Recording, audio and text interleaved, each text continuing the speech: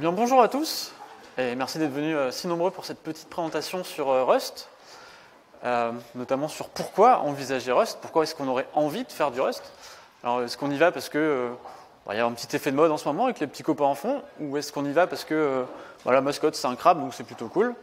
Ça, vous allez me dire, peut-être que ce n'est pas des arguments suffisants pour se lancer dans un nouveau langage, et à juste titre.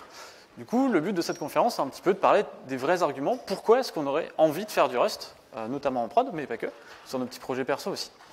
Je vais me présenter rapidement avant de commencer. Donc moi, c'est Alexis Delel, et je travaille chez Max Digital Services en tant que développeur back, principalement Java.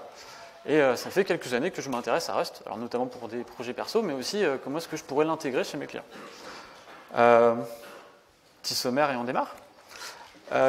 Au menu, aujourd'hui, on va voir un peu les objectifs et les détails du langage, comment il marche, pourquoi il a été fait, dans quel but.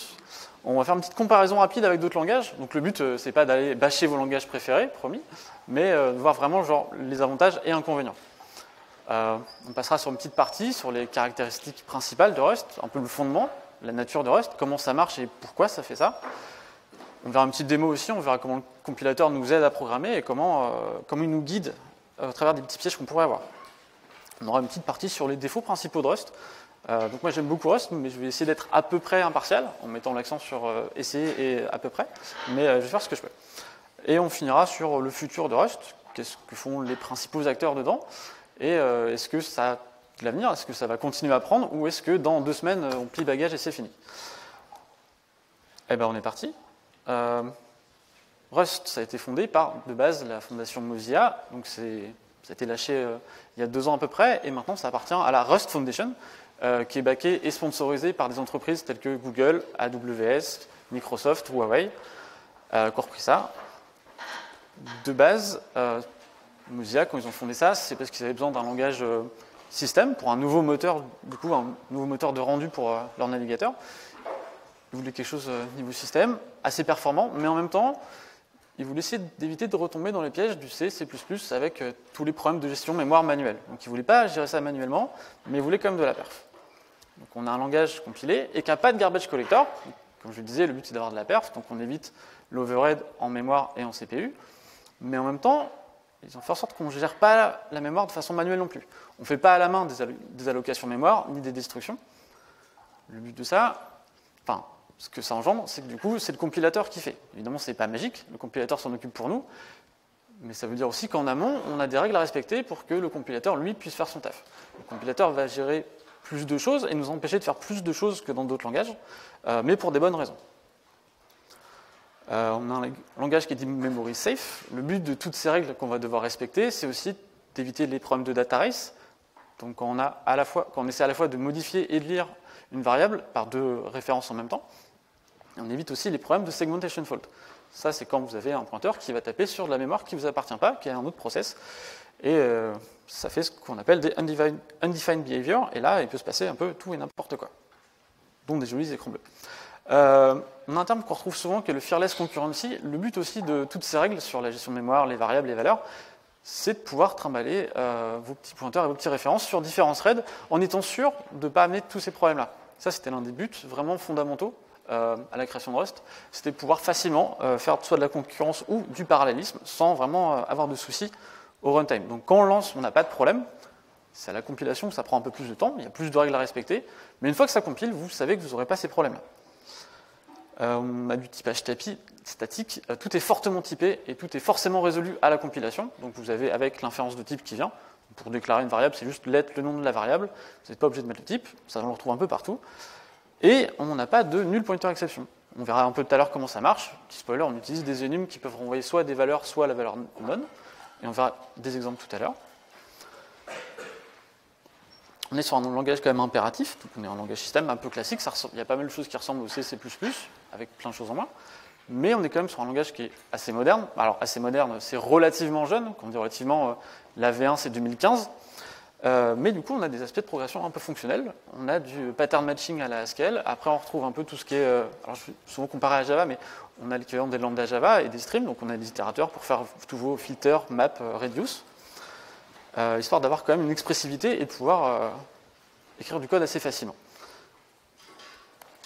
Petite comparaison rapide, promis, je ne bâche pas vos langages, c'est juste pour voir ce que ça apporte. Par rapport à Java, parce que c'est ce que je connais le mieux, globalement, l'avantage, c'est qu'on n'a pas de garbage collector, donc on n'a pas d'overhead sur l'utilisation de la mémoire, et CPU, puisque, mine de rien, c'est beaucoup de travaux à faire derrière. Donc on a une empreinte mémoire plus faible, c'est ce que je disais. On trouve un peu partout aussi le côté zero cost abstraction, c'est qu'on n'est pas non plus pas des sauvages, on a quand même des choses un peu plus haut niveau. On a tout ce qui est générique, on a des interfaces, on a énormément de petites choses sympas, beaucoup de sucre syntaxique, qui à la compilation par contre sont sortis. On va voir comment ça marche un petit peu après, mais dans l'idée c'est de pouvoir garder une expressivité, mais garder les perfs aussi. Donc pas de null pointer exception comme je disais tout à l'heure, on va voir après comment ça marche. Et autre petit avantage, quand vous installez de quoi faire du Rust, donc le compilateur, tout ça, vous avez en même temps la toolchain, vous avez un outil qu'on appelle Cargo, qui permet de tout faire. Quand vous le récupérez, c'est Cargo qui gère la récupération des gestions de dépendance, le build, le lancement des tests, le lancement de l'appli quand même, c'est fait pour ça. Donc vous avez pas un Ant, un Maven, un Apache Maven, un Gradle ou autre, pour ceux qui ont vu la conf de ce matin. Bon, je le fais éviter parce que, évidemment, vous n'avez pas non plus, par contre, vous n'avez pas Spring Boot, donc vous n'avez pas tout de résolu, vous n'avez pas déjà plein de libs qui font ça tout packagé tout seul. Il y a quelques libs qui essaient de faire ça pour le moment, mais principalement, si vous allez bosser en Rust, vous allez devoir récupérer des libs plus à droite à gauche, vous n'avez pas tout packagé en même temps encore. Même si ça commence à arriver. Comparaison à C++, alors pour le moment, le plus gros effort de Rust, l'intérêt principal, là où il y a le plus de value, c'est si vous avez besoin de remplacer du C++, Rust, ça va être l'un des meilleurs remplacements, mais surtout, on va voir ça après. Donc je vous le disais, vous évitez quelques problèmes mémoire, vous n'avez pas les segfaults, vous n'avez pas les data race dont on parlait, vous n'avez pas de null pointers.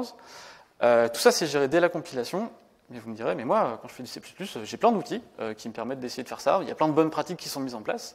Et c'est vrai, il y a plein de bonnes pratiques, il y a plein d'outils qui gèrent ça un peu automatiquement et qui vous font vos vérifs. Mais une erreur humaine, c'est une erreur humaine, donc elle peut toujours arriver. D'ailleurs, elle continue d'arriver. Il y avait une étude qui avait été menée à la fois chez Google et chez Microsoft qui montrait que les failles de sécurité dues à des bugs du programme, 70% de ces failles, c'était dû à des problèmes de gestion mémoire. Donc même chez des gens absolument très performants, j'allais dire, qualifiés, ça on le trouve un peu partout. Et le but, c'est d'essayer de lever ça plutôt à la compilation. Donc on a du typage statique, on n'a pas tout ce qui est void pointer ou autre, je ne reviens pas dessus, c'est des mauvais souvenirs. On a aussi un système de build unique, vous n'avez pas le make ou autre, vous n'avez pas les différentes façons de faire, et l'outil de gestion de dépendance, il est inclus. Alors on verra tout à l'heure comment ça marche. Pour ceux qui ont fait, je ne sais pas, du NPM ou autre, vous allez voir que c'est très familier aussi. Je ne l'ai pas dans les slides parce que c'est deux langages que je connais moins, mais si vous faites du Python par exemple, l'avantage de Rust, ça va être évidemment que vous allez avoir beaucoup plus de perf, vous allez pouvoir faire du multithreading beaucoup plus facilement. Par contre, vous n'avez pas toutes les librairies existantes pour faire du machine learning, et là-dessus, je pense que rester en Python, c'est bien plus intelligent. Et par rapport à Go, puisque si vous avez déjà regardé, vous savez qu'il y a une espèce de petite guerre des clans, guerre des langages entre Go et Rust. Ça, c'est quelque chose qui ne m'intéresse pas, donc j'avance pas trop dessus, mais pareil, vous allez avoir l'avantage de ne pas avoir de garbage collector. C'est ce qui a poussé, par exemple, les gens de Discord à, alors pas tout virer évidemment, mais quelques petites parties de leur back-end, remplacer du Go par du Rust. Ils avaient justement des problèmes avec le garbage collector qui avait des pics CPU incroyables qui flinguaient un peu leur perf. Et le fait de passer ces zones un peu critiques en Rust, ils ont viré tous leurs problèmes et ils ont un temps de réponse plus faible et une empreinte mémoire plus faible. Avant, il y avait aussi l'intérêt qu'en Go, il n'y avait pas de générique, mais maintenant, c'est plus le cas. Il y a des génériques en Go. Et d'ailleurs, il y a une conf cet après-midi au Brest Camp, si ça vous intéresse. Petite publicité pour les copains. On est bien niveau temps, parfait. Dans les caractéristiques principales. Donc, je disais, on a un langage moderne. Je parlais de quelques aspects de programmation fonctionnelle qu'on a, histoire de retrouver ce qu'on connaît déjà, tout ce qui fait qu'on programme un peu, enfin, pas plus vite, mais on est plus expressif plus facilement. Tout l'outillage inclus, donc il y a Cargo qui fait absolument tout, mais qui fait aussi la génération de la documentation. Quand vous publiez une librairie, donc ça s'appelle une crate en Rust, c'est publié sur un site qui s'appelle crates.io, si c'est public évidemment, sachant qu'il y a énormément d'open source, même la Rust Foundation du coup propose Rust en tant qu'outil open source. Si vous voulez aller participer à l'évolution du langage et du compilateur, vous êtes libre d'aller le faire. Et l'intérêt de ça, c'est qu'il y a aussi un site qui s'appelle docs.rs qui va scanner toutes les librairies et qui va accumuler toute la doc qui est générée par eux. Donc vous avez un site unique avec toute la doc de toutes les librairies. dont la librairie standard. Et quand vous faites votre petit doc, c'est automatiquement linké vers tout ça. Je parlais des génériques qui sont assez efficaces, puisque effacés à la compilation. On va voir comment ça se passe tout à l'heure. On a aussi beaucoup de sucres syntaxiques, on va en voir quelques-uns, mais le but c'est d'éviter toute un peu la lourdeur qu'on a en C, C++, et d'avoir des choses un peu plus sympas à faire. La syntaxe, justement, on va voir quelques petits bouts. Pour ceux qui font du Java, vous connaissez les lambdas, et pour ceux qui font du Rust, vous connaissez les closures. C'est relativement similaire, vous n'allez pas être paumé, promis. Comment est-ce qu'on évite les null pointers? Notamment, c'est avec les options, j'en parlais, enfin avec les enums. Une enum qui s'appelle option, qui est là par défaut, qui envoie seulement deux choses, soit sum, donc quelque chose de t, donc le type dont vous avez besoin, soit none. Les enums, ce n'est pas exactement les mêmes qu'en Java, elles peuvent, selon les valeurs, elles peuvent avoir des structures différentes. Donc, vous pouvez avoir des enums selon une valeur qui tient, je sais pas, une structure avec des chaînes de caractères, des entiers et autres, et une autre valeur qui va ramener rien du tout, et une autre valeur qui va ramener des structures bien plus complexes. Ça permet de faire plein de choses, ose bien cool, les enums, elles sont assez fortes là-dessus. Et donc l'intérêt, c'est que quand vous avez une fonction qui peut renvoyer rien, et ben vous faites renvoyer une option, avec le type générique, ce que vous voulez récupérer, et on va voir après comment ça s'utilise. Il y en a une autre intéressante qui est result, donc ça vous allez la retrouver aussi un peu partout pour votre gestion d'erreurs, qui envoie du coup soit deux choses, soit OK avec la valeur que vous voulez récupérer, soit R avec du coup le type d'erreur que vous avez. Donc là-dessus vous êtes un peu libre sur ce que vous voulez faire sur les types, à peu près. Comment ça s'utilise en vrai? Là, on va prendre notre temps, on va lire un peu ça de droite à gauche et on va voir comment ça se passe. Imaginons que j'ai fait ma petite méthode à moi, que j'ai rajoutée sur le type vecteur, qui est un tableau un peu modifié. J'ai besoin de faire une fonction qui me renvoie le premier élément qui correspond à un prédicat. Donc, le prédicat, on l'a vu tout à l'heure, l'équivalent des lambda. Donc, on lui passe une petite closure. Donc, mais c'est vrai que j'ai une souris. Pour le premier t qui est supérieur ou égal à 42, je le renvoie. Par contre, effectivement, rien ne me garantit que je renvoie une valeur. Du coup, je fais en sorte qu'elle me renvoie une option. Mais comment je le check? Et ben, c'est là qu'on arrive sur le pattern matching. Je déclare ma valeur. Pardon, il y a un peu d'écho. Je déclare ma valeur comme ça. Je fais un if let. Donc let, c'est la déclaration. Ma value. Et là, on a un pattern matching entre ce qui est renvoyé à droite et ce qu'on a à gauche. À gauche, on a somme de value. Donc si à droite, ça me renvoie none, bah, on s'en fout, on passe pas. Et fin du if, on passe à autre chose. Si on a somme de, je sais pas, ça m'a renvoyé 56, on récupère directement le 56, il est mis dans value, et on peut l'utiliser directement. On n'a pas besoin de faire un point get ou un point if present ou autre, on s'est récupéré automatiquement. Ce qui veut dire que finalement, dans une seule ligne, on a balancé un prédicat, utilisé notre fonction, vérifié que c'est pas nul et récupéré la valeur. Donc on est comme sur quelque chose d'expressif, un peu plus haut niveau que ce qu'on a l'habitude en C++, et en même temps, eh ben, niveau perf, on est justement au niveau du C et C++, et ça c'est chouette. Du coup, je précise tout de suite, quand je dis qu'on est en perf niveau du C++, on utilise le même compilateur, on est basé sur LLVM. Enfin, je dis en, c'est pas moi qui le fais, mais en Rust, en tout cas, on utilise ça. Je parlais des génériques efficaces, comment ça marche? On va prendre une structure un peu classique, un point, donc c'est des coordonnées, là on a x, y, et vous pouvez avoir, je sais pas, un référentiel où vous avez soit tout en entier, donc un référentiel assez classique, ou vous avez besoin de float. Et imaginons que dans un même programme, vous utilisez les deux. Et bien, la façon dont c'est fait en Rust, c'est que le compilateur il va générer finalement deux structures. Une structure point qui prend des entiers, une structure point qui prend des flottants. Et pareil, si vous implémentez des méthodes pour votre structure, et ben, il va régénérer toutes ces méthodes pour chaque implémentation que vous avez, enfin pour chaque type que vous utilisez. Ça veut dire qu'à la compilation, une fois que c'est compilé, à l'utilisation, le fait qu'il soit des génériques, ça ne se voit pas. La différence du coup, c'est que votre exécutable il est un peu plus gros quand même. Ça a d'autres impacts qu'on verra tout à l'heure sur la compilation. Et bien niveau temps. Dans ce qui inclut aussi vite fait les tests. Vous faites du Java, vous êtes habitué à vos petits add tests. Il y a la même chose. Bon, là on utilise un dièse et des crochets. Pas trop paumé. Mais dans l'idée c'est pareil, ça vient directement avec le compilateur, on a tout directement. On utilise, alors le assert, du coup, c'est une macro, tout ce qui finit par un petit point d'exclamation, on en parle tout à l'heure. Des petites particularités sur les tests, vous en avez dans votre documentation. Donc le triple slash, c'est pour indiquer de la documentation que vous pouvez mettre en Markdown. Et ça, c'est ce qui va être généré dès que vous faites un cargo doc. On a ici un petit assert equals, qui correspond à ma fonction en dessous.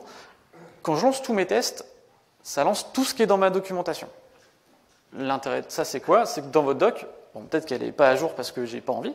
Par contre, mes exemples dans ma doc, ils sont forcément bons, ils passent forcément. Ça, c'est une partie de la doc qui sera forcément à jour. Sauf si vous ne mettez pas d'exemple dans votre doc et vous n'avez pas de problème. Une subtilité sur les tests, juste, la différence entre tests unitaires et tests d'intégration en Rust, si vos tests, vous les mettez dans un fichier, ou même dans le même fichier, qui est dans le même module que vos sources, ça s'appelle un test unitaire, et en Rust, du coup, vous avez aussi accès à tous vos champs privés de vos structures et toutes les méthodes privées de vos structures qui sont implémentées. Par contre, si vos tests ils sont dans un fichier à l'extérieur du module, dans ce cas, c'est considéré comme un test d'intégration, et dans ce cas, vous avez accès qu'à la partie publique, à la fois de vos structures et toutes les méthodes. Après, ça, c'est plus une préférence personnelle sur le est-ce que je mets mon test dans un petit fichier à côté de mon fichier source, ou alors vous pouvez mettre les tests directement dans le même fichier. Ça, c'est plus par projet à décider selon vos préférences. On retrouve les deux dans les librairies, en tout cas. Rapidement, les macros, ça permet de générer beaucoup de code assez facilement. Je ne vais pas trop m'attarder dessus, mais l'exemple de tout à l'heure sur le assert equals, vous avez la partie gauche, partie droite, et après, il fait toutes ces choses-là. Ça a l'avantage de pouvoir générer du code assez facilement. Il y a des macros un peu plus compliquées, un peu plus longues, qui s'appellent les proc macros. On ne va pas voir comment ça marche, mais juste un petit exemple. D'une qui s'appelle serd, pour faire de la sérialisation et désérialisation, qui est l'une des librairies les plus téléchargées. Je crois qu'on va atteindre la centaine de millions de téléchargements. Et on va voir un petit passage, un petit mot-clé sympa qu'on retrouve partout, qui s'appelle derive. On a des interfaces en Rust qui s'appellent des traits, et vous pouvez demander au compilateur, enfin aux gens qui ont fait en tout cas l'interface, d'implémenter automatiquement ces interfaces-là pour vos types, pour vos structures. Là, c'est ce qui est fait par serd en tout cas. Tout ce qui est sérialisation et désérialisation, j'ai pas envie moi de m'en occuper. Je mets juste un petit derive. Je dis je veux pouvoir le sérialiser et le désérialiser. Et serd il s'occupe de générer tout ce qu'il faut. Et donc à partir de ça, si je veux, je sais pas, faire un client web qui récupère du JSON, et j'ai rien à faire. Il s'en occupe tout seul. Et pareil, si je veux faire, JSON, XML ou tout ce que vous voulez. En tout cas, il s'en occupe automatiquement. Le derive, on le retrouve pour des types aussi un peu plus classiques dans Rust, tels que debug ou autres, qui permettent de formater quand vous avez besoin de printer des choses en debug. C'est quelque chose qu'on trouve un peu partout, et l'avantage, c'est que c'est assez facile de récupérer des traits comme ça. Je parlais de la gestion de dépendance. Ça ressemble fortement à ce que vous pouvez retrouver dans vos packages.json si vous faites du Node.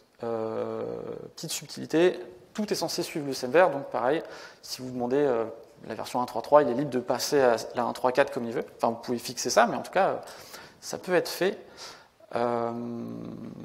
Autre subtilité, c'est une librairie, vous savez que vous ne voulez pas la récupérer et qui est utilisée dans pas mal d'autres dépendances, vous pouvez, via Cargo Deny, dire cette librairie-là, tu peux tout scanner et si tu la retrouves, tu me préviens et comme ça, on tèche ces dépendances-là. C'est plus pour des dépendances qui vont marcher que sous Windows et pas sous Linux, ou l'inverse, souvent l'inverse d'ailleurs. Où ça se fait comme ça. Il y avait autre chose, mais je ne sais plus. L'environnement de travail Rust, comment ça se passe? Donc je parlais de Cargo qui fait un peu tout. Donc la gestion de dépendance, le run, le build, tout ça, les tests. Il y a autre chose qui vient avec. Vous avez l'outil de formatage de code qui est avec. Donc tout le monde a les mêmes règles de code dès le début. Dès que vous récupérez le projet, vous avez forcément les mêmes règles de formatage. Après, vous avez un fichier à la racine que vous pouvez rajouter pour le formater comme vous voulez.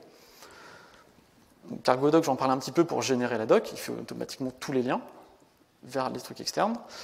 Clippy, qui est un linter, qui est assez cool, notamment quand vous commencez Rust et que vous apprenez. Un petit coup de Cargo Clippy, et c'est pas juste les warnings du compilateur, il va aussi vous donner plein de petits conseils, plein de petites choses à améliorer. Des fois, vous faites des choses qui servent à rien, il va vous simplifier la vie. Sachant que vous avez plusieurs niveaux, vous pouvez le mettre un peu plus avancé, et là, il va taper sur des choses d'optimisation un peu plus compliquées, qui ne nous ont pas l'air très utiles, mais qui sont là quand même. Et sinon, bon, les outils un peu classiques, vous avez tout ce qui est... Alors, moi, j'utilise pas mal IntelliJ, mais vous pouvez faire du VS Code ou NeoVim ou autre, et vous avez déjà tous les outils intégrés dans les IDE. Parfait, pile dans les temps. Petite pause. On parlait d'ownership et de borrowing. On arrive sur le cœur de Rust, sur ma partie préférée, sur pourquoi Rust est Rust et comment ça marche. Et donc, petite pause, attention, puisqu'on arrive à la partie qui fait peur. Qui fait peur au nouveau, quand on a un peu l'impression de se battre avec le compilateur. Je parle de borrowing, on retrouve loin, beaucoup de fois la notion de se battre avec le borrow checker, on va voir pourquoi. Quand je dis on retrouve, c'est tout ce qui est littérature, articles de blog, vidéo, parce qu'il y a énormément de y a cette grande problématique dans Rust de comment on embarque plus de gens dans Rust et comment on passe un peu ce problème de c'est compliqué de rentrer dedans et la courbe d'apprentissage. Donc il y a énormément de choses de fait là-dessus. Je vais passer parce qu'on regarde que le GIF. Je fais la même chose. Donc, avant de voir comment ça marche, qu'est-ce que c'est? Le but de l'ownership et du borrowing, c'est de savoir à quel moment on peut détruire nos valeurs. J'en parlais tout à l'heure, c'est le compilateur qui décide. Mais comment il fait? Ben, il utilise ça. L'ownership, c'est le fait que, juste avant, moi, à chaque fois que des gens commencent à faire du Rust, je leur dis, lisez la doc là-dessus. Donc c'est facile, la doc, il y a une doc officielle qui est très bien. Ça, c'est le chapitre 4. Est-ce qu'il y a des gens qui ont déjà essayé de faire du Rust ici à main levée rapidement? Quand même, il y a ceux que j'embête pour en faire. Est-ce qu'il y en a qui ont lu la doc de ce truc-là ou pas? Quand même, si, quand même. À part les oiseaux de devant. Eh ben, je connais. Du coup, pour cela, je vais relire la doc devant vous et on va expliquer un peu ce que c'est. Dans l'idée, quand vous déclarez une variable, il y a une valeur qui est associée. Vous pouvez avoir des références sur cette variable, mais une valeur, elle a toujours qu'un possesseur, un owner. Donc chaque valeur a toujours un possesseur sur une variable qui est unique. Il peut y en avoir qu'un dans le temps. Alors vous pouvez avoir d'autres références qui pointent vers votre valeur si vous voulez la passer à droite à gauche pour la lire et l'utiliser. Par contre, il n'y a toujours qu'un possesseur. Ça, c'est important. Pourquoi? Parce que la dernière règle nous dit que quand le possesseur il sort du scope, genre, en général c'est une fonction, eh ben, il est détruit, mais la valeur est détruite avec. Donc ça veut dire que si vous avez des références dessus, bah, en fait, normalement vous n'en avez pas, puisque Rust assure que ce n'est pas le cas. Donc il va vous interdire d'utiliser des références vers quelque chose que vous détruisez. C'est là où on commence à régler tous les problèmes de mémoire. Comment ça marche derrière? Eh ben, it's demo time, on va aller voir ça sur le compilateur. Ah oui, autre chose. C'est souvent ce qui rebute un peu des gens, de se faire tacler par le compilateur au début. Enfin, tacler gentiment, hein, il nous file les liens vers la doc. Le but, c'est de montrer comment ça marche, mais aussi de montrer que c'est un concept un peu plus avancé et qu'en fait, vous n'en avez pas besoin. C'est quelque chose que je ne disais pas aux gens à qui je poussais de le faire. On va voir comment, mais ce n'est pas obligatoire de se heurter à ça au début. Demo time, normalement, j'ai préparé le chose. Imaginons que je déclare une chaîne de caractères, un petit S, qui s'appelle juste hello. Je le balance à une fonction. Et la fonction, elle fait quasiment rien, elle fait juste une petite... pas de spoil ici pour tout à l'heure. Elle fait juste un petit println. Qu'est-ce qui se passerait? Donc là, hop, je prends ma petite truc, je fais un petit cargo run. Que se passe-t-il? J'arrive tout à l'heure, bouge pas le compilateur. On a notre hello 5 et Michel, alors on ne spoil pas, c'est pour tout à l'heure. Tout marche très bien, cool. Rien de spécial, me direz-vous, on s'en fout, c'est vrai. Maintenant, cette valeur, je l'ai passée à une fonction, et je sais pas, j'ai envie de la réutiliser tout à l'heure. Point de debug qui ne sert à rien. Rien de spécial, donc. Cargo run, je devrais avoir 2 hello, 5 et Michel. Évidemment, ça ne marche pas. C'est pas un effet démo, c'est prévu. C'est assez grand? C'est assez grand. Qu'est-ce qui se passe? L'erreur, elle est là. C'est un borrow of moved value, S, très bien. Je ne sais pas ce que ça veut dire. Là, il me prévient, ok, S, c'est de type string, qui n'implémente pas le trait copy.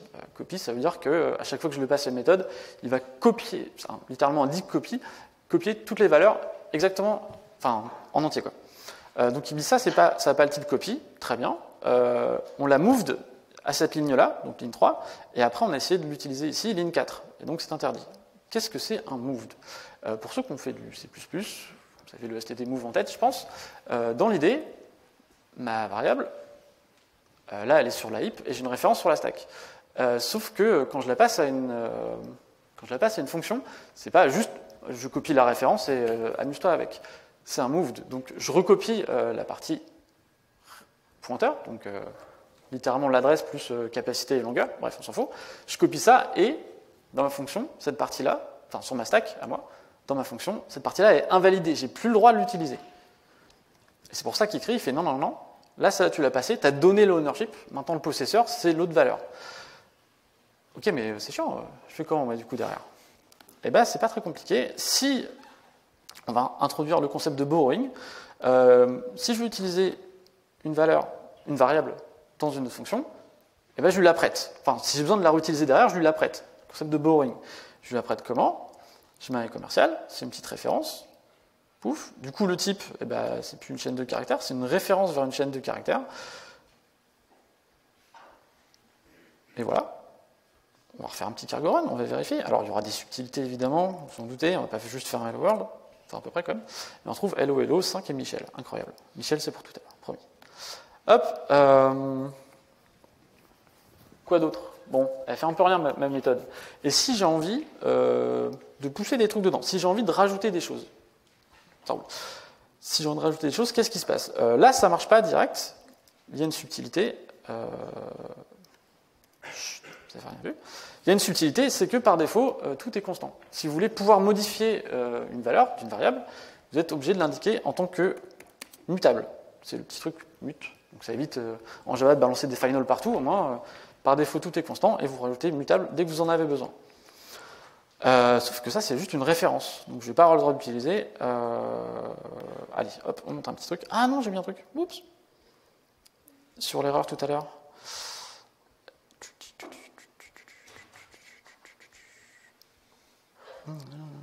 Ah voilà, c'est trop truc. Je disais que le compilateur était sympa. Non seulement il m'indique l'erreur avec les lignes exactes de ce qui se passe, mais en plus, ce qui est super sympa, il me dit tiens, t'as qu'à exécuter ça. Et là, il m'explique exactement comment ça marche et pourquoi ça marche pas. Donc il y a des exemples. Bon, je passe parce que c'est un peu long. Mais il y a beaucoup de trucs. Et en plus, à la fin, il me file un petit lien vers la doc officielle, le fameux chapitre 4 dont je parlais tout à l'heure, que plein de gens ont lu, mais pas tous. Hop. Du coup, petite tangente, mais c'est pas grave, c'était important de le montrer. Dans l'idée, ce qui est important de montrer, c'est qu'effectivement, au fur et à mesure que vous faites du Rust, il va vous tacler sur tout ce que vous faites, mais à côté de ça, il vous apporte un petit café et vous dit viens, on se pose, on lit la doc. Je disais, j'ai envie de la modifier, et du coup, il faut que je dise que c'est pas juste une référence, c'est une référence qui a les droits de mutabilité sur ma valeur. Donc ça change ici, et ça change, c'est où? Ici. Et si je rate rien, normalement, on devrait avoir un hello world qui se balade. Incroyable, même deux croyables. Alors, hop. Il y a une subtilité là, quand même. Il y a une subtilité juste là, puisque normalement, je me serais attendu à ce que je balance une chaîne de caractères à qui je dis, bon, toi, du coup, mute c'est non, mute c'est oui, à qui j'ai le droit de muter. Mais du coup, quand je passe une référence, alors pour ceux qui ont fait du C++, vous allez me dire, mais pourquoi est-ce que je déréférence pas mon truc? Parce qu'après tout ça, j'ai pas fait ça et ça a marché. Ça, c'est classique en C++. Alors vous pouvez le faire aussi en Rust, mais l'avantage, c'est que ça sert à rien.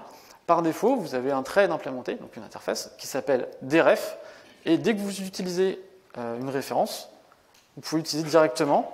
Il va vous proposer toutes les méthodes qui sont sur votre structure. Vous n'avez pas besoin de le déréférencer, vous pouvez l'utiliser de la même façon. Qu'est-ce que ça veut dire?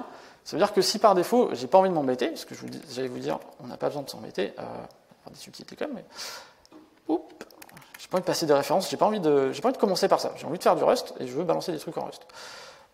J'ai juste besoin de dire quand même que c'est une valeur qui est mutable. J'ai pas cliqué. L'avantage, c'est quoi? C'est que si je veux pas la passer et que je veux juste l'utiliser et la balancer à la poubelle, vous avez ce qui est conseillé à droite à gauche, vous pouvez cloner votre donnée. Vous pouvez la balancer à quelqu'un d'autre. Vous n'avez pas besoin de balancer des références ou autre. Alors c'est complètement une copie complète de votre donnée. Par contre, peut-être que c'est pas grave, c'est une allocation en plus. Il y a 5 chars, il y a 5 caractères, c'est pas très grave. Alors, si vous avez vu l'excellente conférence d'hier sur Unicode, vous savez que c'est pas juste 5 octets, 5 chars, c'est un peu plus compliqué que ça. On en reparlera tout à l'heure sur les chaînes de caractères, on en parle à la fin. Et la gestion de l'UTF-8 dans Rust. Donc dans l'idée, si vous n'avez pas envie de vous embêter, vous pouvez aussi juste caler des clones à droite à gauche et cloner vos données. Le fait d'utiliser l'ownership et le borrowing, c'est plus pour vraiment quand vous essayez d'optimiser des choses, quand vous avez besoin de plus en plus de perfs, voire même vous voulez, quand vous récupérez des arguments sur une CLI, pas créer juste toute une chaîne de caractères, peut-être que vous la récupérez et qu'en fait c'est juste un slice, on verra ce que c'est après. Et ça, c'est sur la stack, et la chaîne de caractères, c'est sur la heap, et ce qui coûte cher, c'est de faire des allocations sur la heap. Mais peut-être qu'au début, on n'a pas envie de faire ça, ni de s'embêter avec ça. Donc justement, l'intérêt, c'est justement de ne pas hésiter à allouer sur la heap et pas hésiter à cloner vos données, parce que ce sera déjà très rapide. Vous êtes déjà en Rust, donc vous n'avez pas besoin de suroptimiser du Rust. D'abord, on commence par faire des trucs qui marchent, et après on fera des trucs qui courent vite. Je sais plus, j'ai modifié plein de trucs, il y a des chances que j'ai pété la moitié, mais c'est pas grave. Ah oui, si, mini subtilité, c'est un entier, donc quand je le passe, de toute façon il fait une copie entière, puisque c'est juste un entier, ça sert à rien de... Il n'y a pas de référence ou autre machin, donc ça ne s'applique pas. La méthode ONO-DON'T-DO-THAT, très bien appelée. On a un vecteur, alors les vecteurs du coup c'est des tableaux mais qui vont être alloués sur la heap. Ça c'est la petite macro pour déclarer facilement des vecteurs, et là j'ai un tableau de 32 Michel dans un truc qui s'appelle SumVector, qui a les droits de mutabilité, donc j'aurai le droit de le changer. J'ai aussi une référence vers n'importe quel Michel, parce qu'il y en a un que j'ai envie de surveiller un petit peu. Je le print derrière, donc c'est là où on voyait le Michel. Alors si, je vais quand même avoir besoin de ça. Et derrière, je rajoute d'autres informations dessus. Je vais quand même avoir besoin... Comme ça complique. J'en étais où? Est-ce que juste des warnings, c'est pas très grave. Cool. Ça va être important. Pourquoi? Parce que là, normalement, je ne suis pas vraiment en train de respecter l'une des autres règles qui est, je le disais tout à l'heure, vous ne pouvez pas à la fois modifier une valeur et y accéder en même temps. Ça se traduit par quoi? Ça se traduit que vous n'avez pas le droit d'avoir les droits de mutabilité sur une variable et en même temps une référence en lecture seule dessus. Alors, c'est l'un ou l'autre. Soit vous avez les droits de mutabilité sur une variable, et dans ce cas, il n'y a que ça. Soit vous avez autant de références que vous voulez en lecture seule, mais pas les deux. Donc pourquoi ça marche? Et surtout, pourquoi je dis que ça pourrait pas marcher? Attention, c'était pas le bon raccourci. Hop, c'était ça. On inverse les deux lignes. Finalement, je vais le print après avoir changé quelque chose.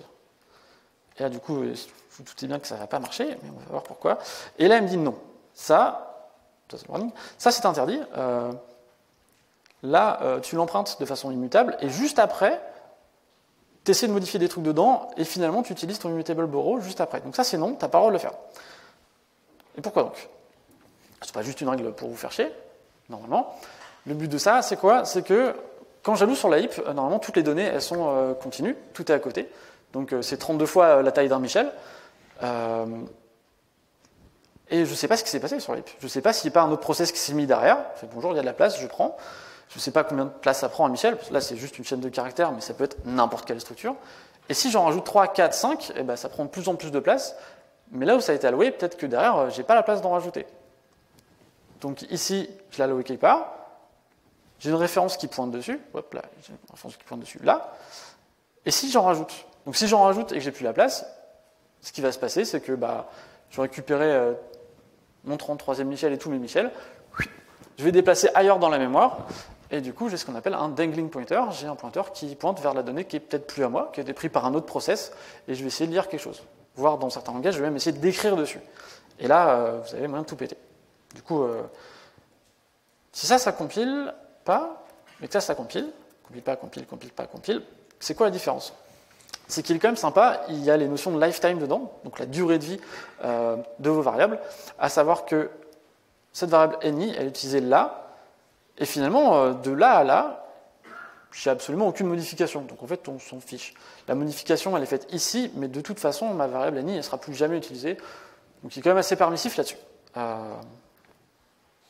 Voilà pour la démo. On va repasser sur les slides et on va enchaîner avec une petite histoire, mini-histoire, que j'ai complètement piquée à Lily Mara, qui était passée à la RustConf 2021, qui est une petite histoire fictive, mais qui représentait un peu le côté...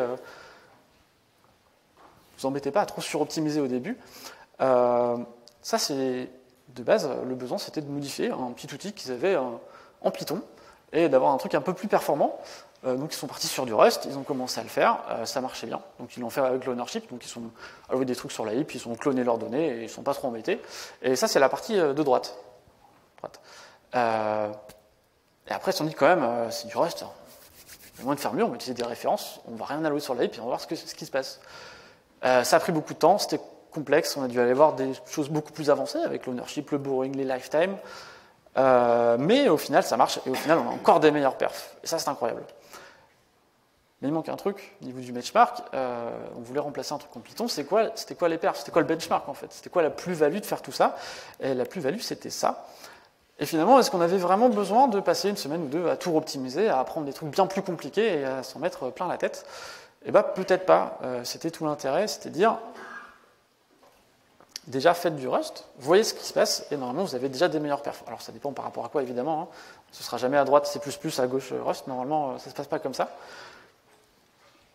Mini subtilité quand même, on pourrait aussi avoir Rust à droite et Rust tout à droite et Rust ici. Une petite différence, c'est que tout à l'heure je faisais des cargo run, ça lance tout en mode debug, avec pas toute l'optimisation de lancer. Donc si vous voulez voir vraiment la plus-value, lancez un petit cargo run -release, c'est ce qui est fait pour aller en prod ou autre, mais le petit -release, ça fera que vous avez beaucoup de temps de gagner. Enfin, niveau perf, c'est assez grand. La dernière fois que j'ai fait un peu l'erreur, c'était sur, je ne sais pas si vous connaissez les problèmes Advent of Code, où en gros c'est des petites problématiques, souvent vous vous retrouvez avec des tableaux de tableaux à gérer, où pareil, j'étais genre, c'est bizarre, c'est un peu lent quand même la solution. Je suis presque aussi lent que les gens qui faisaient du JavaScript à côté, je ne comprenais pas ce qui se passait. Peut-être que c'était mon algo qui était claqué. Alors, bon, c'était le cas, mon algo était un peu claqué. Et finalement, avec je sais pas, j'avais zappé le -release, et finalement, ça passait mieux après. On passe de quelques centaines de millisecondes à des microsecondes, et ça, c'est plutôt chouette. Petite transition, on arrive sur la fin de la partie tech, on va bientôt parler un peu d'autre chose, mais avant, je voulais venir de tout ce qui vient avec le fort typage. Rapidement, on parlait du fait que ce soit thread safe, qu'on puisse balancer des choses dans des threads ou autres. Vous avez deux types qui sont directement ramenés, qui sont qui sont des compteurs de référence, RC et ARC. RC, c'est pas atomique, donc si le but c'est d'avoir, le but d'un RC, c'est d'avoir plusieurs références facilement vers la même variable, sans se poser trop de problèmes. Si vous passez un RC dans un thread, par défaut, le compilateur va vous dire non, ça je sais que c'est interdit, tu vas faire des opérations en concurrence, essayer de les modifier, tout ça et les lire, et ça c'est non. Non autorisé, vous passez pas. Alors que, si tu utilises un ARC, donc directement par le type, il sait que bon, ça c'est ok, tu peux avoir plusieurs références dans plusieurs threads qui vont parfois modifier la même valeur, c'est pas grave, c'est des opérations qui sont atomiques, et je sais que derrière ça posera pas de problème. Donc, je peux avoir ma donnée dans un ARC, cloner l'arc et balancer dans un thread et utiliser les deux variables, ça ne posera pas de problème. Ça vient de base avec le fort typage. Il y a beaucoup de types pour faire ça, que vous découvrirez sûrement plus tard.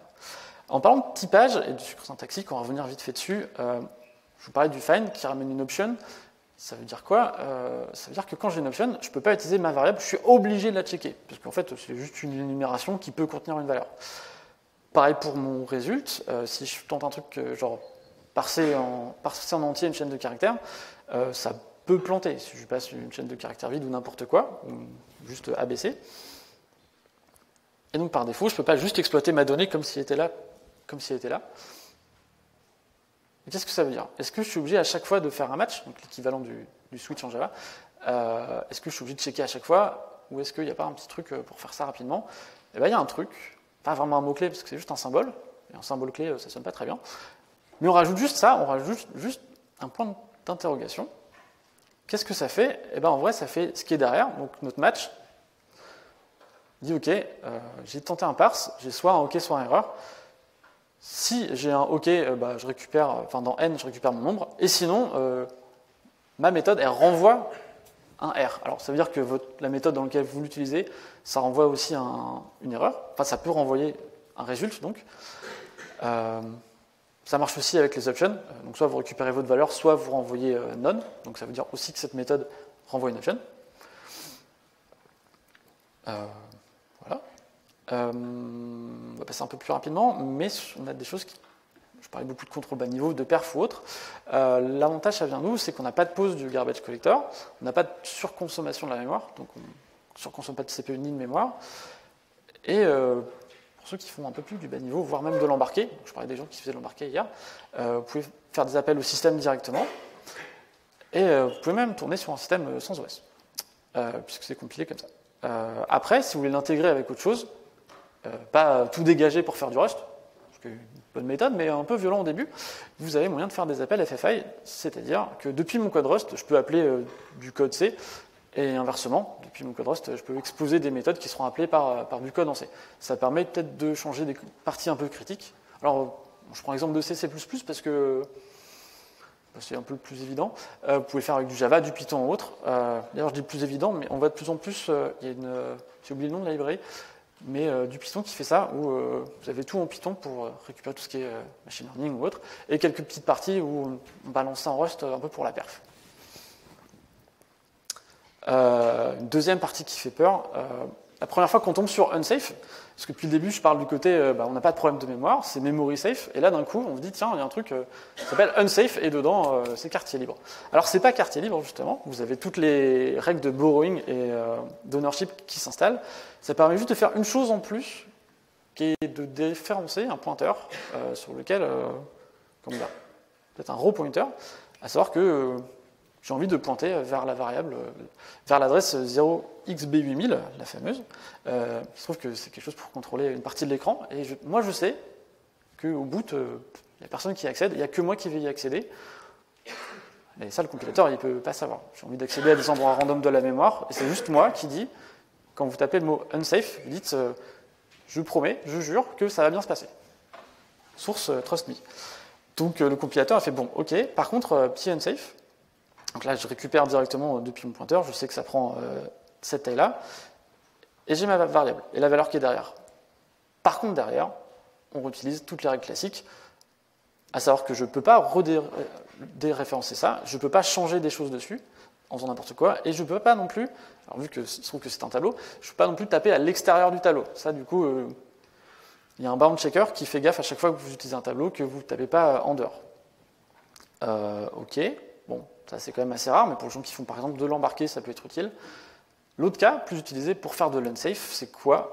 Faire de l'unsafe, c'est aussi du coup pour taper avec des API C et C++, ou pareil, taper sur du Java, du Go, du Python.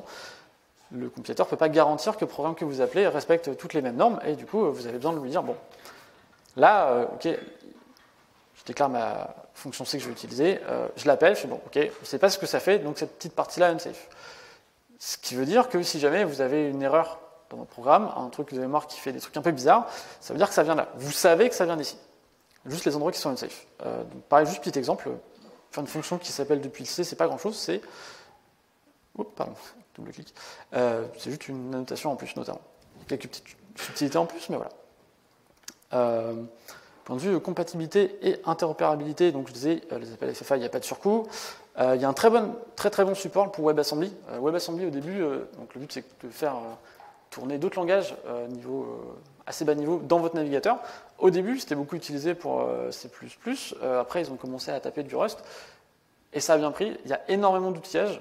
Au point où aujourd'hui, si vous voulez faire tourner un truc en Rust, c'est juste 2 lignes de commande en plus et vous avez votre Rust embarqué directement dans votre navigateur.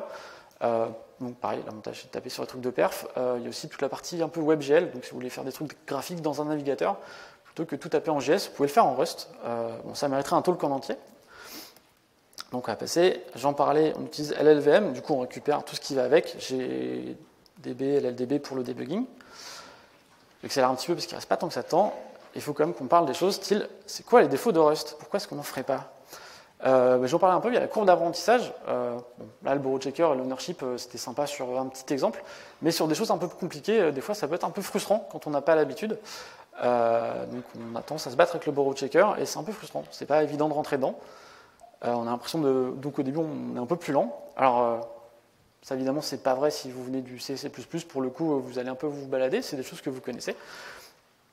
Et l'autre truc, c'est la gestion des chaînes de caractères.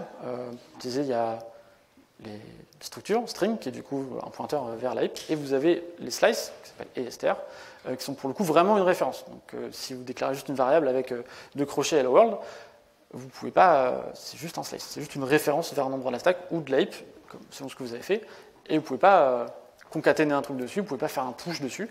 Il y a plein de fonctions que vous pouvez pas utiliser là-dessus. Vous êtes obligé de passer par les stacks. Cela dit, il y a plein de choses compliquées, mais il y a une excellente documentation. La doc officielle elle est très très bonne. Là-dessus, il n'y a aucun problème. Pour avoir tout lu, c'est vraiment cool. Et plus on apprend de choses, et plus on trouve que Rust, c'est cool à utiliser. Donc je vous conseille fortement, si vous avez envie de mettre les mains dedans un peu vite, il y a les Rustlings Exercise, pareil, fait par la Rust Foundation. C'est un dépôt avec plein de fichiers d'exercices, et il y a un watcher qui se lance. Et en gros, à chaque fois qu'il est lancé, il check au fur et à mesure tous les fichiers, il s'arrête à la première heure, il vous dit « Ok, le prochain exercice, c'est celui-là, et tant que c'est pas bon, soit les tests, soit la compilation, il vous indique l'erreur et il vous file des conseils si besoin. » Ça permet de voir toutes les choses de la librairie standard qu'on aurait envie d'utiliser. Il y a plein d'exemples de choses toutes faites dans Rust by Example qui sont très bonnes. Et non, je pense à moins conseiller les chaînes YouTube. Mais pour le coup, Mr. John, je ne prononce pas son nom de famille parce que c'est nordique et je ne sais pas le faire, il a une excellente... Alors, c'était un doctorant en MIT qui est maintenant passé chez AWS. Son taf, c'est faciliter l'adoption de Rust chez AWS et aussi faire en sorte qu'ils ne partent pas sur tous leurs outils perso. Genre, il ne faudrait pas qu'il y ait une stack Amazon Rust. Le but, c'est de garder quelque chose de très open source.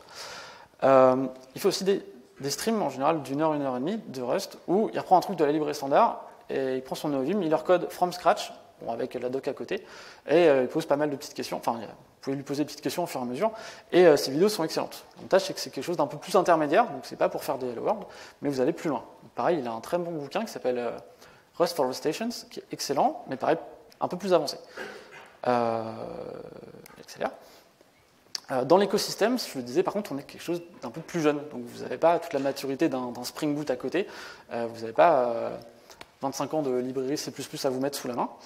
Il y a des librairies qui étaient maintenues par peu de personnes. Après, les plus grandes librairies, maintenant, il se trouve qu'elles sont aussi un peu... Alors, on parlait d'open source ce matin, justement, un peu sponsorisées par des grandes entreprises, comme on va le voir tout à l'heure. Donc il y a des gens qui participent à la fois à ces librairies-là, qui participent aussi au compilateur et au langage Rust. Cela dit, c'est en pleine extension. Je crois que le nombre d'utilisateurs Rust a doublé depuis l'année dernière et ça continue d'augmenter au fur et à mesure. Alors, les temps de compilation au début, ça peut piquer, c'est un peu différent de ce qu'on a.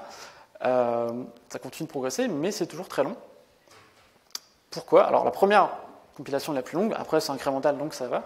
Mais quand vous récupérez une librairie style Actix Web, pour faire un petit web server, et ben, ça embarque beaucoup de librairies avec. Et ce que je disais tout à l'heure, c'est que les génériques, ils sont éliminés à la compilation. Ça veut dire que selon ce que vous utilisez, ça ne peut pas être compilé en avance. Donc, dès que vous récupérez une librairie, elle va être compilée pour justement voir avec quoi vous l'utilisez, pour générer tous les génériques. Générer les génériques, c'est con. Peu importe. Ça fait que c'est très long au début.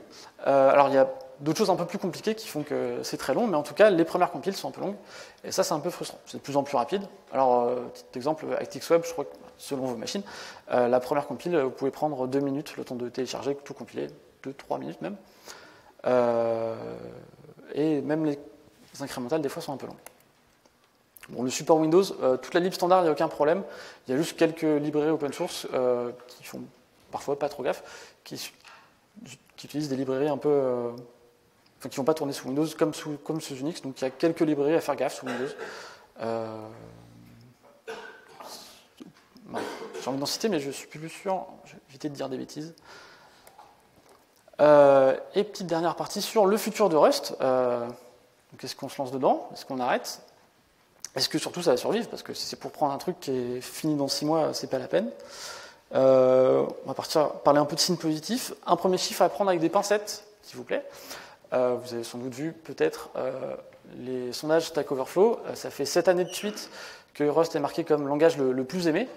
Pourquoi je dis à prendre avec des pincettes? C'est que autant c'est de loin le langage le plus aimé 7 années de suite, mais il y a un autre chiffre qui n'est pas mis avec, enfin qui n'est pas juste à côté, c'est qu'en fait parmi ces gens-là, il n'y a que 15 à 20% qui en font en prod. Donc il y a une grosse majorité des gens qui adorent Rust qui en font que en perso. Alors après, est-ce qu'on en fait en perso parce que c'est bien, ou est-ce que c'est bien parce qu'on fait du perso avec? Ça, c'est à déterminer. Mais globalement, vu que pour le moment, il n'y a pas énormément de projets en Rust, bon, c'est un bon signe, mais à prendre avec des pincettes quand même. Je parlais de gens qui s'investissent dans Rust, de grandes entreprises, qui s'appellent sur le site les Friends of Rust. Donc il y a Mozilla évidemment qui l'a fondé, mais dans le Rust Foundation, vous avez aussi Microsoft, Google, AWS, Meta, Huawei. Il y a Dropbox, Cloudflare, Clever Cloud qui bossent énormément avec. Donc c'est beaucoup dans l'hébergement.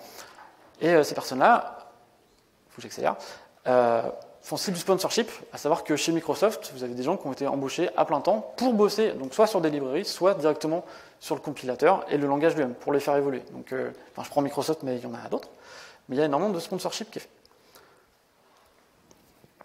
Ça, j'ai dit. La bonne interopérabilité, on en a parlé tout à l'heure. Niveau conf, il y a notamment la RustConf, il y en a une à Leeds ou autre. Il y en a au moins 10 annuels autour du monde, modulo Covid évidemment. Après, pour les meet-up, vous avez un site qui s'appelle This Week in Rust qui à la fois reprend tous les nouveaux articles de blog, mais en même temps vous file les annonces pour les jobs, et vous file aussi tous les meet-up. Là, pour le coup, il y en a 10 à 15 par semaine. Pareil, modulo Covid. Ah oui, je parlais des jobs en Rust. Pour le moment, c'est vrai que vous allez avoir des offres qui sont principalement soit chez les hébergeurs, pas mal à la défense, Et vous allez avoir un peu de blockchain. Beaucoup de blockchain. Beaucoup de blockchain. Du coup, quand vous regardez des offres, c'est un petit peu noyé parmi la blockchain. Donc, si vous avez envie de faire de la crypto-monnaie et des NFT, alors là, vous allez trouver du taf sans problème. Par contre, sinon, c'est un peu le problème qu'on voit, c'est qu'il y a beaucoup de gens qui cherchent du taf en Rust, pas mal de gens qui en proposent, mais on a un peu du mal à se trouver, puisque c'est un peu noyé dans la blockchain. Conclusion, et petite question après, si on attend. Pourquoi on ferait du Rust? Petit résumé rapide, c'est si vous avez un gros besoin de perf, et en même temps que vous n'avez pas envie de gérer vous-même les soucis de mémoire, donc de façon un peu plus facile, que vous avez besoin de faire du multithreading ou juste de la concurrence. Je n'ai pas parlé d'asynchronisme en Rust, mais c'est un gros sujet aussi. Vous avez les async await, mais bon, il faut choisir une librairie pour le runtime, on en parlera plus tard. Donc on dit qu'on avait un langage bas niveau et agréable, puisqu'on a de l'abstraction, du sucre syntaxique. C'est un peu plus compliqué à apprendre au début, mais pareil, c'est selon votre background, donc ça peut aussi se passer très très bien. Et avant de vous lâcher pour aller manger ou des questions, il reste la partie la plus importante. Eh ben, faites du Rust, testez vous-même, ne me croyez pas sur parole, faites des tutos, faites une petite CLI, testez des trucs, et vous verrez si vous avez envie de faire des choses avec. Peut-être que vous vous dites, tiens, je vais peut-être faire un petit worker qui mange d'une file rabbit et balance des requêtes en reste. Ça peut se faire très bien, et ça peut être un bon moyen de se mettre dedans. Et ben, merci beaucoup de votre écoute.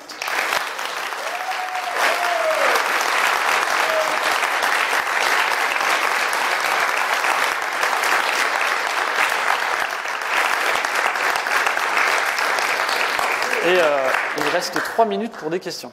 Je voulais en garder 5, mais on était un peu juste. Vous pouvez aller manger si vous voulez. Je ne voulais pas pointer du doigt. Est-ce qu'il y a des questions parmi vous? Monsieur là-bas.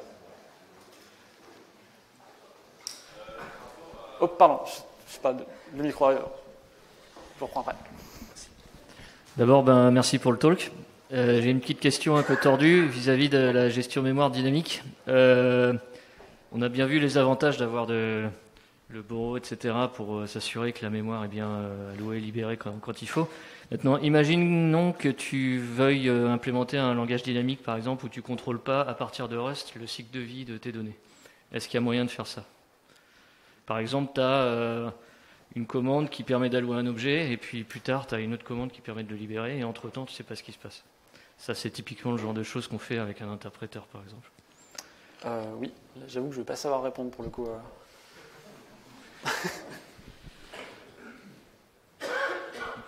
Okay. Merci. Désolé. On peut en parler après si tu veux m'expliquer le truc, mais.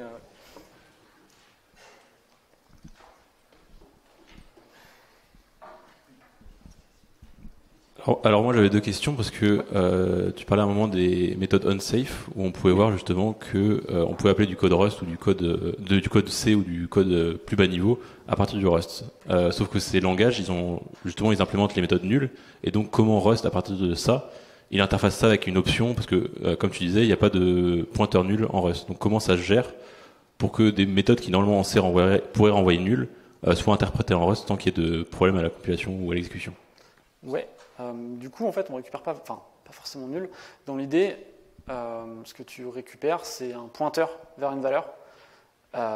Donc, tu récupères forcément un pointeur, ça il l'assure. En tout cas, c'est assuré dans la partie en unsafe. Après, si ton pointeur il va vers rien, c'est là que là, tu auras des erreurs, effectivement.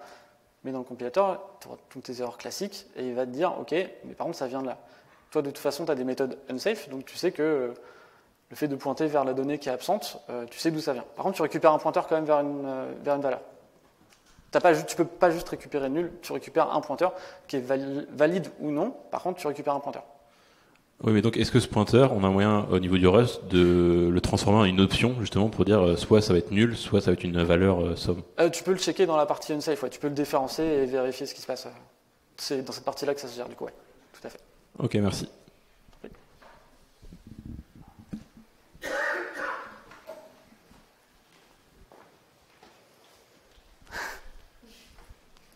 T'as pas parlé de la mouvance Rewrite in Rust, tous les outils qui nous changent la vie en tant que dev?